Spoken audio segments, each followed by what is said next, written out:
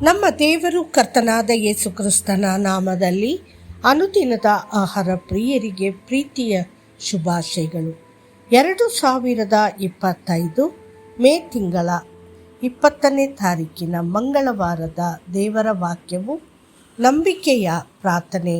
ನನಗೆ ಸಹಾಯ ಮಾಡುವವರಲ್ಲಿ ಕರ್ತನು ನನ್ನ ಪರವಾಗಿದ್ದಾನೆ. ಆದ್ದರಿಂದ ನನ್ನನ್ನು ದ್ವೇಷಿಸುವವರ ಮೇಲೆ ನನ್ನ ಇಷ್ಟಾರ್ಥವನ್ನು ನಾನು ನೋಡುವೆನು. ಕೀರ್ತನೆಗಳು 118:7. ದಾವೀದನ ಪ್ರಾರ್ಥನೆಗಳು ಯಾವಾಗಲೂ ನಂಬಿಕೆ, ಆತ್ಮವಿಶ್ವಾಸ ಮತ್ತು ನಂಬಿಕೆಯಿಂದ ಗುರುತಿಸಲ್ಪಟ್ಟಿರುತ್ತವೆ. ನಾವು ನಮ್ಮ ಪ್ರಾರ್ಥನೆಗಳಲ್ಲಿ ನಂಬಿಕೆಯ ಘೋಷಣೆಗಳನ್ನು ಮಾಡಿದಾಗ ಆ ಘೋಷಣೆಗಳೇ ನಮ್ಮಲ್ಲಿ ಧೈರ್ಯ ಮತ್ತು ಭರವಸೆಯನ್ನು ಹುಟ್ಟುಹಾಕುತ್ತವೆ. ದಾವೀದನ ದಿಟ್ಟ ನಂಬಿಕೆಯನ್ನು ನೋಡಿ. ನನಗೆ ಸಹಾಯ ಮಾಡುವವರಲ್ಲಿ ಕರ್ತನು ನನ್ನ ಪರವಾಗಿದ್ದಾನೆ. ಆದುದರಿಂದ ನನ್ನನ್ನು ದ್ವೇಷಿಸುವವರ ಮೇಲೆ ನನ್ನ ಇಷ್ಟಾರ್ಥವನ್ನು ನಾನು ನೋಡುವೆನು.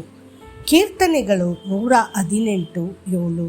ನಂಬಿಕೆಯಿಂದ ತುಂಬಿದ ಪ್ರಾರ್ಥನೆಯು ನಮ್ಮ ಅಗತ್ಯಗಳನ್ನು ಪಟ್ಟಿ ಮಾಡುವುದಷ್ಟೇ ಅಲ್ಲ, ಅದು ಕರ್ತನಲ್ಲಿ ನಮ್ಮ ಪ್ರೀತಿ ಮತ್ತು ನಂಬಿಕೆಯನ್ನು ವ್ಯಕ್ತಪಡಿಸುವುದು ಮತ್ತು ಆತನು ಒದಗಿಸುವೆನೆಂದು ಖಚಿತವಾಗಿ ನಿರೀಕ್ಷಿಸುವುದರ ಬಗ್ಗೆ.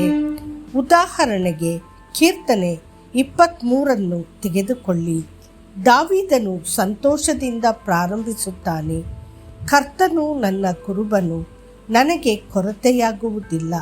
ನಂತರದ ಪ್ರತಿಯೊಂದು ವಚನವು ನಂಬಿಕೆಯ ಘೋಷಣೆಯಾಗಿದೆ.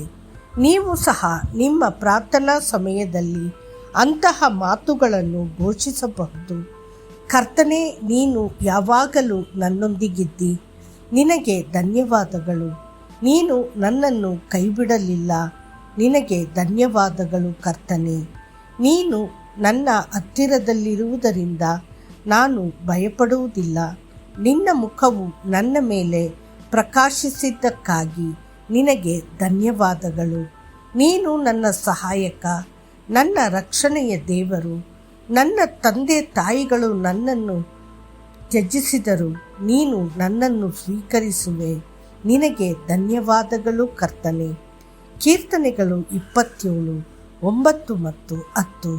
ನಾವು ಹೀಗೆ ಪ್ರಾರ್ಥಿಸಿದಾಗ ದೇವರ ಸಾನ್ನಿಧ್ಯವು ನಮ್ಮನ್ನು ಮಧುರವಾಗಿ ಸುತ್ತುವರೆದಿರುತ್ತದೆ. ದೇವರು ನೀಡಿರುವ ವಾಗ್ದಾನಗಳ ಘೋಷಣೆಗಳನ್ನು ಮಾಡಿ ಮತ್ತು ಹೀಗೆ ಹೇಳಿ: ಕರ್ತನು ನನ್ನನ್ನು ಸುತ್ತುವರೆದಿದ್ದಾನೆ. ಅವನು ನನ್ನ ಬಲಗೈಯನ್ನು ಹಿಡಿದು ನನ್ನನ್ನು ಮುನ್ನಡೆಸುತ್ತಾನೆ. ಅವನ ಸಾನ್ನಿಧ್ಯವು ನನ್ನನ್ನು ಎಂದೆಂದಿಗೂ ಸಂತೋಷ ಮತ್ತು ಆನಂದಗಳಿಂದ ತುಂಬಿಸುತ್ತದೆ. ಅವನ ಮೂಲಕ ನಾನು ಸೈನ್ಯದ ವಿರುದ್ಧ ಓಡಬಲ್ಲೆ. ನನ್ನ ದೇವರ ಮೂಲಕ ನಾನು ಗೋಡೆಯ ಮೇಲೆ ಹಾರಬಲ್ಲೆ. ನಾನು ಸರ್ವಶಕ್ತನ ನೆರಳಿನಲ್ಲಿ, ಪರಮಾತ್ಮನ ಗುಪ್ತ ಸ್ಥಳದಲ್ಲಿ ವಾಸಿಸುತ್ತೇನೆ. ಒಳ್ಳೆಯತನ ಮತ್ತು ಕರುಣೆ ನನ್ನ ಜೀವನದ ಎಲ್ಲ ದಿನಗಳಲ್ಲೂ ನನ್ನನ್ನು ಹಿಂಬಾಲಿಸುತ್ತದೆ. ದೇವರ ಪ್ರಿಯ ಮಕ್ಕಳೇ, ಯುಗದ ಅಂತ್ಯದವರೆಗೂ ನಿಮ್ಮೊಂದಿಗಿರುತ್ತೇನೆಂದು ಕರ್ತನು ವಾಗ್ದಾನ ಮಾಡಿದ್ದಾನೆ. ಆ ವಾಗ್ದಾನದಲ್ಲಿ ನಿಂತು ನಿಮ್ಮ ನಂಬಿಕೆಯ ಘೋಷಣೆಯನ್ನು ಮಾಡಿರಿ.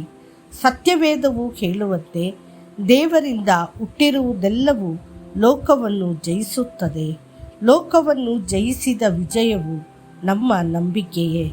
1 ಯೋಹಾನ 5:4. ಮತ್ತಷ್ಟು ಹೆಚ್ಚಿನ ಧ್ಯಾನಕ್ಕಾಗಿ ಆತನಲ್ಲಿ ನಂಬಿಕೆ ಇಡುವವನು ನಾಚಿಕೆ ಪಡುವುದಿಲ್ಲ. ರೋಮಾಪುರದವರಿಗೆ 10:11. ಕರ್ತನು ನಿಮ್ಮನ್ನು ಆಶೀರ್ವದಿಸಲಿ. ಆಮೇನ್.